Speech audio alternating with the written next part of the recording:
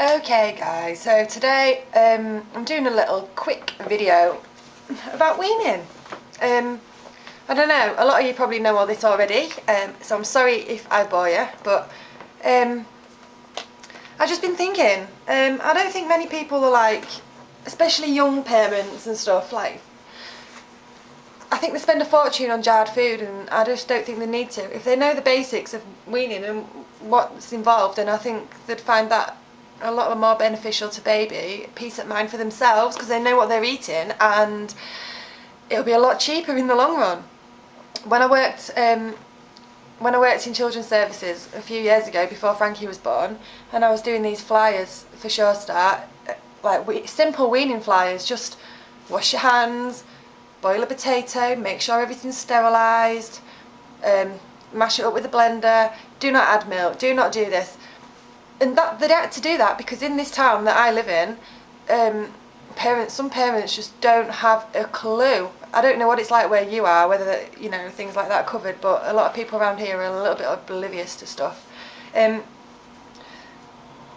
say the first thing to get first things first. You want to know when your baby wants to be weaned. When is the right time to be weaned? We all ask ourselves that question. I started weaning Bobby at 17 weeks, but the government guideline says now, I think it's changed from like 2 years ago, now the government guidelines say that weaning is not advised under 6 months and at the earliest 17 weeks. A couple of reasons for that are because of food allergies and stuff. It's more likely to cause allergies like eczema and what else? Asthma. And also, this is the government guideline for the whole world, don't forget, I think. Correct me if I'm wrong, like sanitation reasons and stuff. So, you've got to be good with sterilising and keep on top of it. Don't be tempted to like just grab a spoon and just feed them with that, because although babies do build up an immune system from getting germs, you don't want them getting poorly at a young age. Not unnecessarily anyway. So yeah, the signs to look out for when your baby's ready to be weaned. I looked out for, I noticed the first thing was that Bobby was showing an interest in the things that I was eating and that the rest of the family was eating. Obviously I was like, oh, he's watching you do that, eat that. And then also he was holding his head, and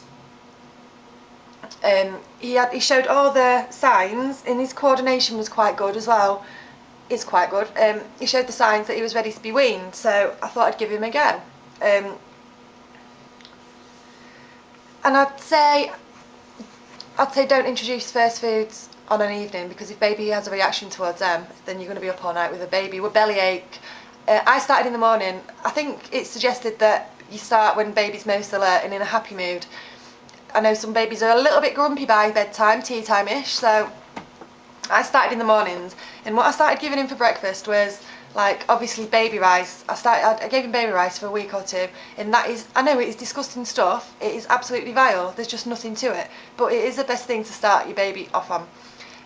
After that, you can just make the transition to obviously something that's suitable for their age, and like I give him now creamy porridge and fruity porridge and stuff that's for 4 months.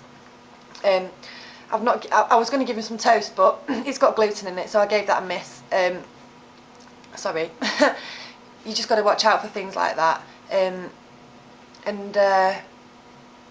you're going to do it, after you've given the baby rice and tried them out on that, checked out the gagging reflex, because if they're not ready, then the babies tend to push a lot of food out the mouths with the tongue, because before 6 months, a gagging reflex is on the tongue, not in the throat. So if obviously something's hitting the tongue, they're pushing it straight back out again. And if they've got a good gagging, if the gagging reflex isn't as much like that, then and you're weaning them at the right time, then you're less mess. You're less likely to get them messed up, is what I'm trying to say, if I can get my words out. So yeah, we've done the baby rice, the fruity porridges and stuff, and for like, first, I'd just stick to vegetable purees. You can get the little Tupperware boxes. You can get them really small, like that big, or you can use ice cube trays with a lid on, or I don't know, food bags. You can store them in the fridge. You can store them in the freezer for up to 3 months. to start with, I'd just give them carrots or something on its own that's simple. Don't bombard baby with too many flavours all at once, because they're likely to just stick their nose up at it in the end.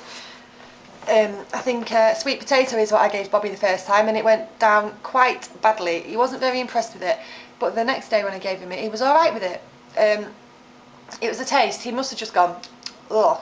It wasn't his reaction spitting it out and stuff. It's because it was a new flavour to him. You know, they're bound to pull a few off faces when all they've had is breast milk or bottle milk, formula milk for the first months of life, you know. But you can also add your milk, whichever milk you use, formula or breast milk. You can add that to the food that you're giving. Like if you put it in the sweet potato, and if you add a bit of baby rice to it and blend it all up, you can get the hand blenders for £5, the cheapest I've seen them in Asda's, and swish it all up together. And you know, that went down really well. It just adds a little bit more creaminess to it than just wham bam flavour in your face. Do the same with carrots, broccoli, cauliflower. Just stick to bland things, like I've said at first, and then after a couple of weeks, when you know your baby's not going to develop a reaction towards these foods, or he's been developing bellyache from them, you can like put them together. Like one of Bobby's favourites is what do I give him? I give him broccoli, cauliflower with apple and pear. I know you're probably thinking, oh god, what a combination. That's what my mum said. She was like, that is a right disgusting combination, Leanne. But at their age, I don't think it really matters what you chuck in. If it's a nice taste to it, then go for it. This is at the time of life where they can have a few concoctions. And just, you know, do it gently. Give them, like I said, individually at first, and then start combining them. They don't need a lot either at first. After a few weeks, again, you can start building it up, but they just need a few teaspoons at first. That's obviously not off a teaspoon. The plastic spoons are best because they're a lot easier with the sterilising. And while I'm feeding Bobby, now, I'll be feeding him with a spoon, and he wants to grab the spoon all the time, so I tend to give him another plastic spoon to hold at the same time, and he's like, he loves it, you know. It stops him from taking a swipe at me in the bowl. Obviously, under 6 months of age, there are a few things that you've got to avoid. Eggs, cow's milk, and anything that contains cow's milk. Gluten, shellfish, fish, citrus fruits, just go straight through them. It's not advised, and definitely nuts, but I don't think I know anyone that's going to give the babies nuts. Honestly, they did, they'd be in trouble. So yeah, weaning for under 6 months, I'd say that is what you'd want to do, really. Try and stay clear of the yogurts and stuff until they're over 6 months, because obviously they've got milk in them. So yeah, and cheese, no cheese. But what you can get from most shops, I get mine from Asda's because that's where I shop, they do like little pouches of, I don't know, I think the Heinz, I'm not sure the brand, but they do like a tomato pasta sauce. I've never got that one because I've never given Bobby pasta. But you can get like cheese sauces designed for the child, that child's age, 4 to 6 months, and you can like add that to the broccoli and cauliflower, and that goes down quite well with Bobby. He likes that one. He's a cheese man. So yeah, I hope it's come in handy, this. And while I'm making this video, I'll add about last night's Frankie's sleeping escapade. Little bugger. He woke up at, what time was it? I think he woke up at about midnight last night, actually. It wasn't 4, it was midnight. And I said to Lee, I said, right, you sort Bobby, I'll sort Frankie, okay? Because I think he thinks he can get his wicked way with Lee all the time and get his own way. So I thought, yeah, it'll be a shock to the system, Mum coming in and sorting you out. So I went in there, and he was screaming and he was screaming and he was screaming like he does. And I said, come on, lay down, I'll give you a cuddle. And that's all I said to him, and he was like, no, I want Daddy. So I said, no, lay down. So he laid down. I gave him a cuddle. I only intended on giving him a quick cuddle, but an hour and a half later I woke up with a fast asleep Frankie next to me. It's quite strange though. Obviously I don't want to get into the habit of sleeping with him, but while I was in that bed with him, he didn't toss and turn at all like he does in our bed. He was like, that was that. And I got out of his bed at about, I don't know, 2:30ish. Came and got in my own bed. Then Bobby woke up and I gave him a bit of milk. But yeah, he didn't wake up until the early hours of this morning. So I think I'm just going to have to be consistent and put my foot down with him, definitely.